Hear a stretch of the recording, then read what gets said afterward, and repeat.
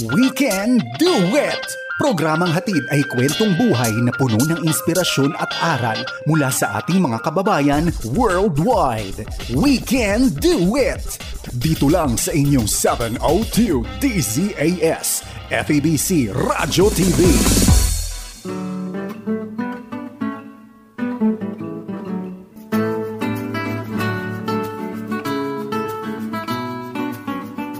Magandang araw po ulit sa inyong mga kaibigan. Kamusta po sa pagsama ninyo sa atin dito sa ating We Can Do It? Tama yun.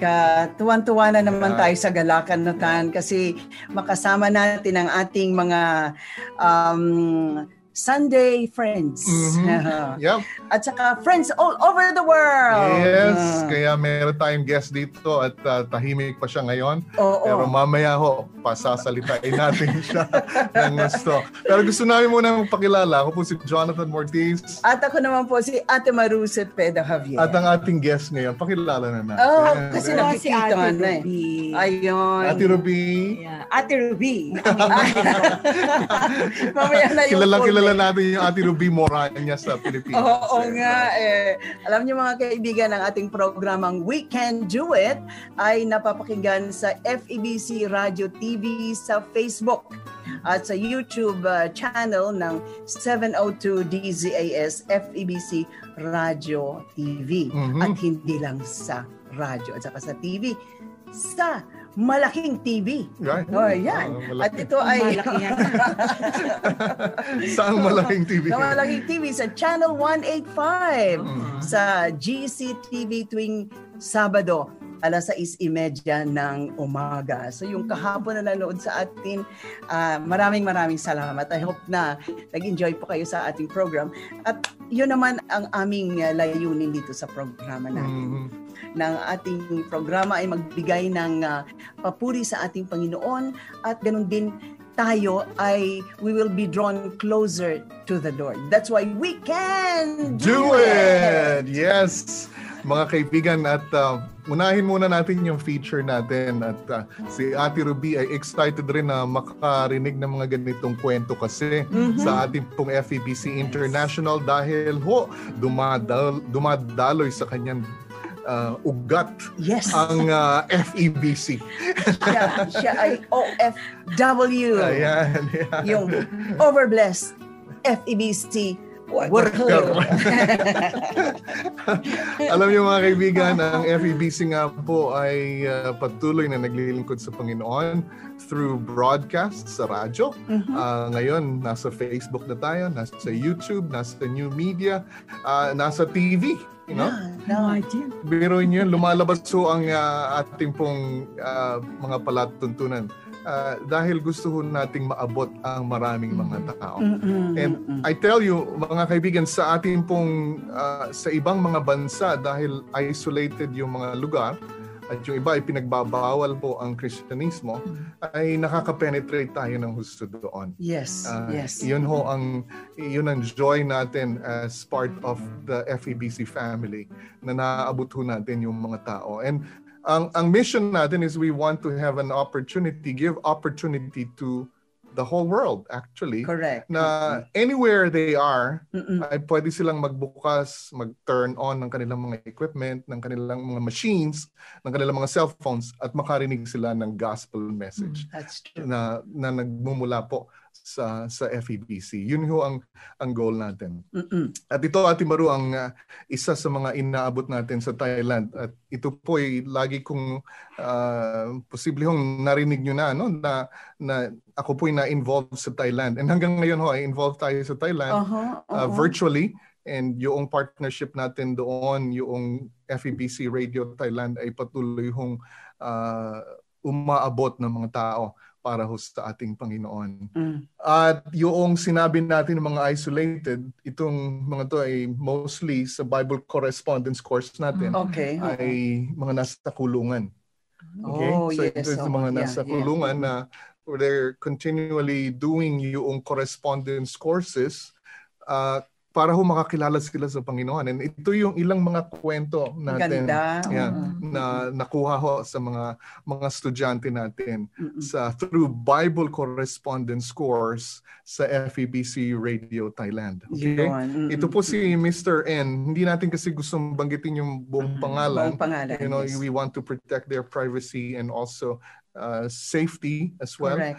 Mula ho sa Chonburi Province. Sabi niya ganito, nilagay na ho natin sa English kasi dati ho Thai to, may nag-i-interpret to. So ito mga Thai na kasama natin, kapatiran natin. Sabi niya, hello, right now the prison does not allow the delivery of Bibles. But I am happy and joyful that I know our brothers and sisters from the FEBC. Wow. Salamat sa Diyos ang correspondence na mga materials na pinapadala natin ay hindi pinagbabawal. So still, nakaka-receive sila ng ating mga correspondence o mga lessons. This is the reward that God has for me. When I was little, I listened to the program on the AM radio, but I never paid attention to it. If I were not put in jail, I probably would have never had any interest in God. Yeah. I thank Jesus for coming after a sheep like me. Thank you to the FEBC team. Wow. Well, narinig na niya yung, ebanghelyo. Ganun talaga. Mayroong mga tao na we just continue on with our lives na ang buhay natin na nakafocus sa ating sarili.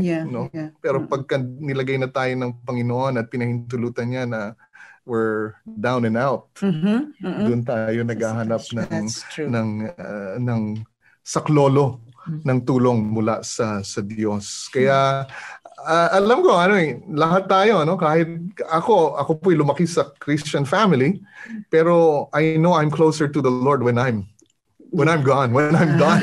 You know, when I'm out and done, right? So expiration date. Sabi nga nila. Right. So kung wala na ho tayong makapitan, ayun na, doon tayo tumitingin sa taas. That's true. That's true. Doon tayo tumitingin sa taas. And sometimes ay biniblame pa natin ang Panginoon. Bakit mo naman ako dinala sa ganitong sitwasyon sa buhay? But if you look at it on the other side, may purpose palagi ang Panginoon. At saka usually, yung sitwasyon na ngayon kung nasaan tayo, karamihan, hindi ko naman sinasabing lahat, ay kagagawan din natin. Right? Choice natin. Pero however, meron tayong mga situations na kagaya yung misis ko na nagkasakit. Talagang yun yung mga struggles namin as couple, nahirapan kami doon. Pero yun yung sabi ko nga pinakamahirap, pero at the same time, pinakamasarap. Kasi ang Panginoon, alam mong embrace ka Yes. Embrace at saka alam mo yung presensya ng Panginoon. Kung ikaw ay nasa Kanya. Kaya whatever it is, you can really do it together with the Lord. Right. Kaya mga kaibigan, ng ating pong FEBC Radio International ay sumasa inyo po at sumasa ibang bansa. Nagpapatuloy tayo, ito yung mission ng Panginoon, yung narrative, yung story ng Diyos na patuloy ho nating ipahayag yan. Nagiging mas may kabuluhan o nagkakaroon ng kabuluhan ng buhay natin pagka kumabit tayo, umugnay tayo doon sa storya ng Diyos para sa atin. Isang storya mo lang to, marami tayong storya ibabahagi po sa mga susunod na araw. Pero gusto kong kasing bigyan ng mas maraming oras ang ating kwento na ibibigay sa atin ng ating pong guest. Yung kwento natin na may kwenta. Kaya yan mga kaibigan, excited na kayo siguro madinig ang boses na hindi nyo nadinig for quite a long time, no? Pero mukha pa lang muna, kaya huwag mo na siya magsalita. Kakantahan muna natin. Yes. Yeah. You can do it. We can do it. Really, we can do it too. You can do it. We can do it. Really, we can do it too. Yes. Ate Maru, pakilala na natin official. Kumakanta rin po ito? Ay, nako, musician ito ating guest na ito. Wala lang kasing piano dito eh. Lahat naman yata ng mga kasama natin sa FEBC, lahat musicians. Oo nga eh. No? Talagang pinag-ipon-ipon yata ang mga anak ng Diyos doon sa FEBC. Basta, because part of the ministry of FEBC is the music ministry. Right. Diyan nanggaling po ang ministry ng papuri. Yan. Hindi natin mapaghihiwalay yan. Correct. Laging magkakabit ang broadcast. Kasi sa music, we can communicate the gospel of the Lord Jesus Christ. Yeah. So, ang ating guest ay para sa mga bago nating listeners, so tagapanood sa ating programang We Can Do It. Siya po ay nag-join sa FEBC nung wala pa siyang asawa. At ipinagmamalaki niya yan. at saka nung 1976, nag-asawa sa isang engineer natin, si Nonito Morania. Yan po ang kanyang FEBC rin. Yes. At nung 1977, ay nag-work sila sa FEBC DXAS sa Jolo, Mindanao. Tapos no ang station nag-transfer sa Zamboanga, doon naman siya, sama sila, no? And she worked as a bookkeeper and secretary ng station up to 1982. Tapos from 1982, ito pala mover ito no? Move ng move. Type yun. Oh, yun. Kaya nag-move naman sila sa FEBC Karuhatan. Dito kami nagkasama na. And then she worked as a traffic librarian up to 2005. Okay. Tapos, ang last work niya pala, nung medyo ako nawala na sa FEBC, she was a donor relation officer until na nag-retire siya. And wow, purihin ng Panginoon. She worked with FEBC for 30 years. Wow. 30. Wow. Ayan mga kaibigan, we would like to welcome sa ating program. Patagal na ito nawala kaya buti na lang nagkita-kita tayo. And mover nga siya, kaya nag-move rin sa States. Kaya ako mga magkakasama kami dito sa California. Galing pa ng San Diego, nag-drive dito. You know. Oo nga kaya buhay na buhay siya kasi nag-move siya Ruby Rojas Morania Magdangal. We welcome. Kamusta, Ate Ruby? Ay, okay naman. Sa biyaya ng Panginoon na, yun nga, pamove ng pamove. I came from New Jersey, then New York, and then Houston, now in California. At talaga hanggang dito sa Amerika pala. Mover. Move ka ng move, ano. So, ibalik mo kami doon sa mga times na nandun ka sa especially sa Mindanao sa DXAS Jolo, Mindanao. Yeah. Ano bang mga hindi mo makalimutan na experience? Highlights. Yeah, highlights lang. Sa Jolo, although magulo ang sitwasyon doon yung time na yung gera nung andun ako. Because Noni is there since 70s talaga, earlier 70s, nandoon na siya. I see. So, yung pagiging mag-boyfriend namin through letter lang. Long distance kami. So, when we get married, na-open nila yung bookkeeper doon. So, I work as a bookkeeper in Jolo. At the same time, may broadcast din ako doon Naging broadcaster ako noon. Anong afternoon album. Kinikater, marami kasing mga... Afternoon album in Tagalog. Tagalog. Kasi marami tayong Tagalog speaking doon na mga sundalo. Na nakabase sa mga station ng mga sundalo doon. So, yun yung aking mga listener na... Parang afternoon album kasi parang it's a secular program na nagre-request sila ng mga music. Mabili ang Carpenters, yung mga ganyan. Ay, mga kanta. Not necessarily gospel songs. Tuwan-tuwa ako noon kasi hindi ko na imagine na ako yung mapupunta sa ganun. Yung ganung, ako lang yung Tagalog speaking doon sa station. Tausug sila. Lahat ng programa namin is tausug. Ganun. I see. So, ako lang yung Tagalog. Kaya naging sikat din yung boses ko sa mga sundalo nung araw. Tsaka marami talagang pumupunta ron na talagang na ano yung programa doon. Sabi ko, ganun ba yung FEBC? Parang from Hulo to ano? From Apari to Hulo. Kasi ako naman listener din ako na I born in a Christian family na nagigising ako sa Hardin ng Panalangin. Yung programa namin. Kasi pala, ang radyo pala namin naka-stasyon lang talaga. PM radio pala. Pre-tuned. Pero actually, you're from what? Nueva Ecija. Nueva Ecija. Papaya, Nueva Ecija. Papaya. So talagang Tagalog. Oo, Tagalog speaking kami. Well, ang maganda ron, nandun yung mga sundalo, kung sino man yung Tagalog speaking doon sa Hulo, captured audience yun. Yun ang captured audience. Kaya na-encourage sila. Tapos at the end, mag-i-inject ka ng ano dyan yung mga verses sa Psalms and Proverbs. Okay. I see. Ganun yung programa noon. Ano yun? Patok yun sa probinsya. Sa ganung klase. Nung araw. Kasi wala pa masyadong TV during those times siguro. Kasi mahal ang TV noon yung television set mahal. Kaya radyo. And hanggang ngayon, radyo pa rin ang number one. Correct. At hindi talaga nawawala yung mission ng FEBC. Yeah. Gusto nating abutin kung sino yung mga pwede nating abutin. Kasi pagka turn on sila ng any equipment, nakakapakinig sila ng gospel That's message. True. Alam niyo naman, ang FEBC, bringing Christ to the world by radio. So talagang sa radyo po tayo nag-umpisa. And we are just so blessed na mayroon ng Facebook so we can be seen.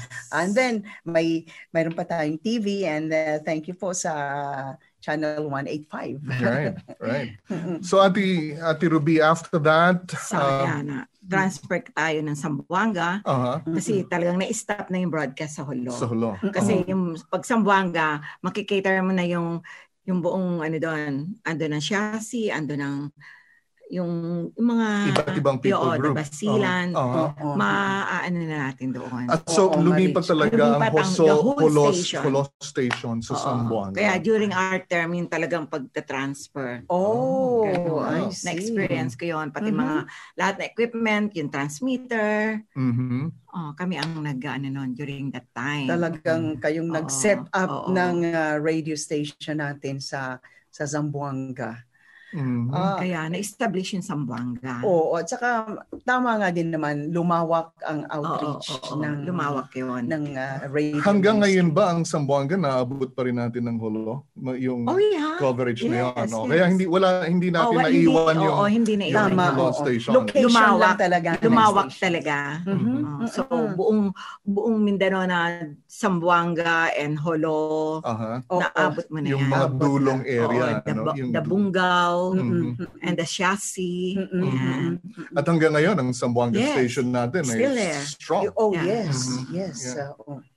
Kaya maraming challenges, especially sa Mindanao area, Maraming challenges tayo na mga nadidinig, but then praise God, hanggang ngayon po nandoon pa rin po ang ating radio station. Can you still remember the anong station ang sa Hulo is DXAS. DXAS pa rin. I see. DXAS kami, pa rin. Still DXAS. Okay, good. Still DXAS ang name natin doon. Anong mga highlights pa sa Zamboanga? Sa Zamboanga, mostly mahirap doon actually dahil na yun, open city na yan . Right. Mahirap. Yeah. Doon pa nga tayo nagkaroon ng tragedy. But blessing din sa amin. Hindi ko alam kung ano nangyari. Na-transfer kami dahil taga-Luzon naman talaga ako. Parang lumalaki na yung pamilya ko. 2 na ang anak namin. Sabi ko, parang gusto ko na umuwi ng Maynila. Parang anong-ano na ako. Then, nag-ask kami ng transfer, whatever the position doon sa Manila. We are willing to take it. Si Kuya Noni ba? Tagalog din? from Ilonggo. Okay. So, ang nangyari, para ako malapit din ako sa mga family ko. Yes. Na-transfer kami. After that, yun yung nangyaring nabaril siya. Oo, may nabaril tayo na broadcaster and then the station. Yun yung tragedy natin noon. Talagang mahirap ang buhay doon sa very active ang right.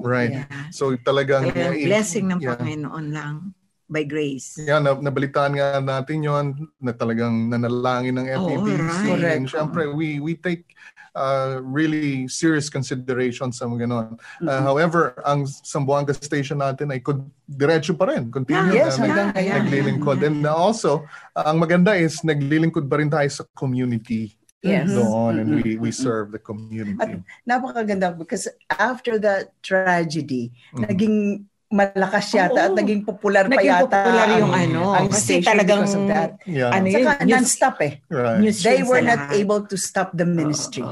Doon mo napapatunayan how the Lord hinawakan niya talaga ang ministry. Tama. Talagang pagkalooban ng Panginoon ang ginagawa natin. Some of us would really experience mga tragedies natin sa buhay. Pero patuloy ang salita ng Panginoon regardless kung sino man yang nagsasalita. Sa anak ng Diyos, walang walang hindrances, no? Yeah, walang makakapagpahinto. Tama. Now, Auntie Ruby, anong year ka nag-move naman sa Manila? 1982. 82 sa Manila. Oo, Manila. As ano na ako noon, sa library. So, yan, yung ko na na-meet yung mga broadcaster dahil... Diyan na tayo nagkasama. Diyan na tayo Pero nauna si Ate Maru. Tapos nawala. Tayo matagal nagsama sa Sports Fest. Ayan, nako, talaga. Madugo yan. Ano ko to Madugo yan. A super athlete. Ganun na. Hindi, dapat siguro umalis kami para pumasok kayo. kaya kami nakapasok dahil nabakante. Kasi kung hindi sila wala, hindi tayo nakapasok. Tingnan mo nga naman yan. Ganun yan Saan bakante, doon kami napasok. Of course, because hindi naman nakasalalay sa mga group of people lang ang ministry. It can be used by the Lord in so many ways. Kaya we praise God for our stay, especially ako. I've learned so much sa FEBC. Kaya hanggang ngayon, sabi nila may radioactive blood daw ako. Nag-radiate nga. Radiate. Ganun nga yata talaga, no? Oo. Alam mo, gusto kong i-highlight din, kasi I know si Ate Ruby maraming pwedeng ikwento rito. Alam niyo, ang FEBC, we became as like a family. Correct. Meron ho kaming sports fest every year. Yeah, yung time namin, Kaya, ayun, ang saya-saya natin doon. Nag-close tayo, yung family, yung mga team. Meron tayo. Blue team nga tayo, right? Meron pa tayong koinonia, di ba? May koinonia. Meron tayong mga small groups. Yun ang maganda sa lumang FEBC kasi may compound So may playground that you can really Ngayon, memorial ground. Memorial ground. Sabi nga wala, dahil mo lang mga namatay dito. Buhay pa ho. Nakalibing na kami doon. Yes. Pa. But it's a beautiful place. If you have a chance, go to Karuhatan, Valenzuela, and go to the family park ng FEBC. Makikita yung history ng FEBC. Yun yata yung huli tayo nagkita sa Pilipinas. Groundbreaking nila. Ayan. Very precious sa akin ang 12 years with FEBC. Yes. Auntie Ruby, yeah. Mga highlights mo naman sa Valenzuela. Mga Papuri days, mga ano bang... Sa Papuri talagang, wala akong ka-absent yan dahil. Kami yung mga humaharap sa mga katauhan dyan, yung magagalit na hindi makakapasok.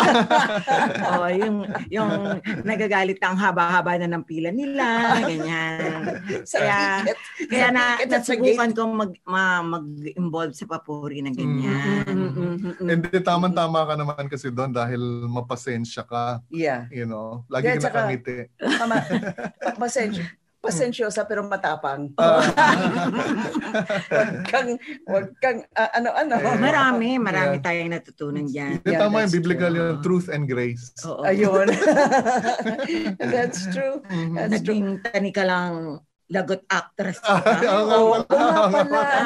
Alam mo, yung sa mga nakaraan natin na mga guest dito, ng mga FEBC workers, ay yung talent na hindi nila akalain meron sila. Oo. Pag nailabas. Sa FEBC, nailalabas. Magiging dramatista ka. Ako ang number 1 sa spot. Right. Yeah. Kaya there's just maraming avenues na pwede talagang masalihan mo. Hindi ka empty-handed sa FEBC. Kaya yung point na yan, parang maraming nagsasabi sa, hindi ka na umalis ng kumpanya, yan lang yung naging trabaho mo.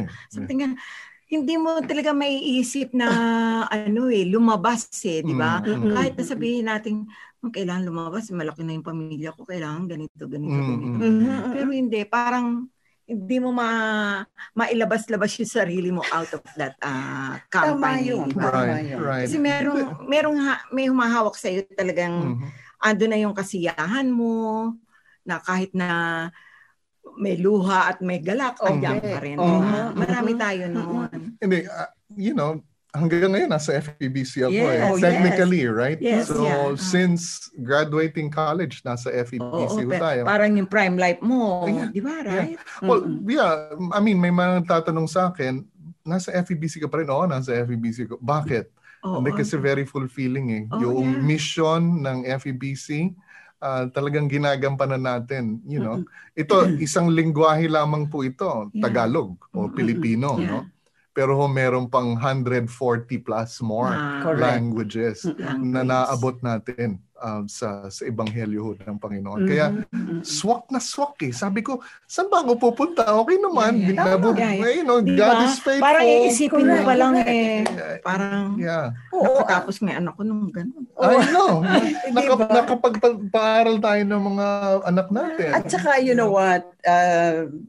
Siguro maraming hindi nakakaalam na ang aming salary po sa FEBC is lower compared to the world, sa mga ibang In fact, in my experience, nung nalaman ng brother ko, wala na siya ngayon nag-expired na rin ang buhay niya.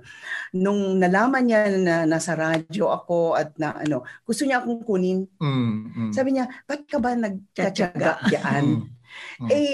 Dito, sa advertising, sandali mo lang kikitain in a few minutes. Right. Wala pa isang oras, yung isang buwan mo na sweldo, kikitain mo. Then I said, I have to explain, that's not my calling. Ang calling ko hindi pera lang the fulfillment of serving the Lord. I'd like to highlight that, kasi alam ko kay Ate Ruby, sa iyo, Ate Maru, it's really a call. Dapat maintindihan natin yan, kung saan tayo nilagay ng Panginoon. At doon talaga, kung saan tayo tinawag ng Panginoon, we stick there. Makakakita tayo ng, syempre, there's greener pasture outside. Pero, hindi natin alam kung ako, I don't see myself na talaga bang mag-i-enjoy ako doon. I could have more. And again, we don't want to highlight na maliit yung sweldo namin. That's true. That's not the point. But the point is, ang ating pong excitement, fulfillment, joy. Everyday pagpasok mo. Di ba? Tapos yung family atmosphere sa FEBC. Tama. Kaya yung ating mga younger FEBC generation dyan, enjoy kayo. We just like to pass on this love. And I know. Ate Ruby is here. To travel for 12 years from Mandaluyong to Karuhatan, naku, lahat na yata na baka, na ulan, na kudeta. Naranasan namin yan, traffic and everything. But I remember yung kudeta noon. Oh, yes. Right. Iba.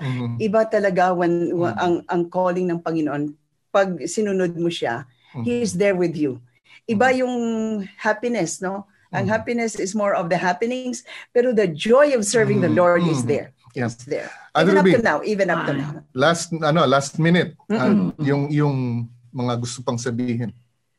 Oh yeah, yung sa FEBC, katulad nung last naging work ko, doon ko na-experience yung makakadaumpalad ang mga donor natin. Alam mo naman, true donors ang natin, nag-exist ang FEBC.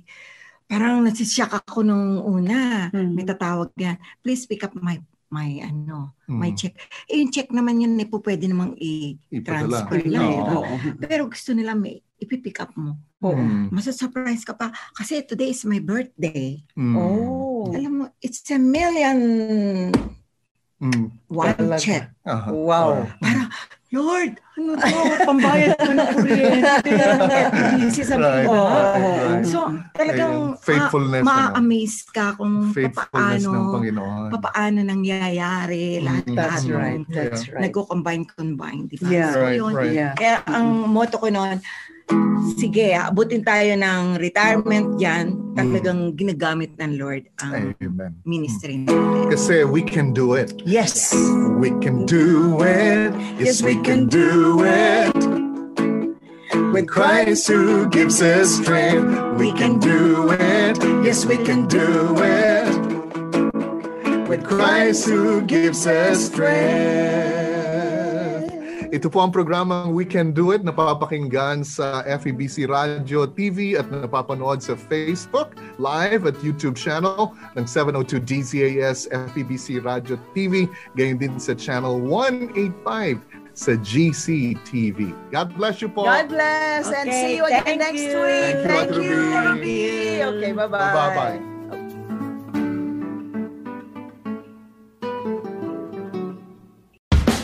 Inyong narinig ang We Can Do It dito lamang sa inyong 702 DZAS FEBC Radio TV, agapay ng sambayanan.